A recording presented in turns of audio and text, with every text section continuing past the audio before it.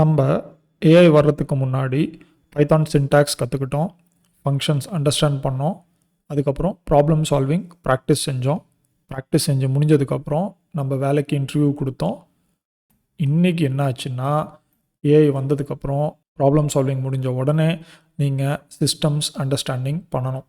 Systems understanding அப்படின்னா UI based services, AI models, operating system, database, servers, telemetry, API services, hardware IoT அப்படின்ட்டு robotics including நிறைய விதமான systems இருக்குது. இது எல்லாமே நீங்கள் அண்டர்ஸ்டாண்ட் பண்ணிக்கணும் ஒவ்வொன்றா.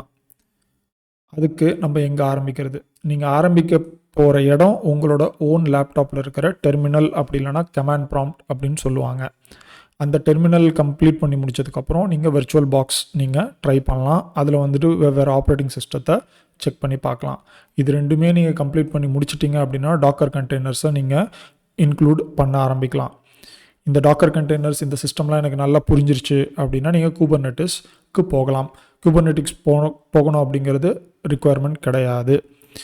இப்போது நீங்கள் இது எல்லாமே கற்றுக்கிட்டதுக்கப்புறம் நீங்கள் வந்துட்டு ரிட்டர்ன் சிஸ்டம்ஸ் அண்டர்ஸ்டாண்டிங் வந்துட்டு இந்த சிஸ்டம்ஸ் எல்லாமே உங்களோட ஓன் லேப்டாப்பில் நீங்கள் செட்டப் பண்ண கற்றுக்கணும்.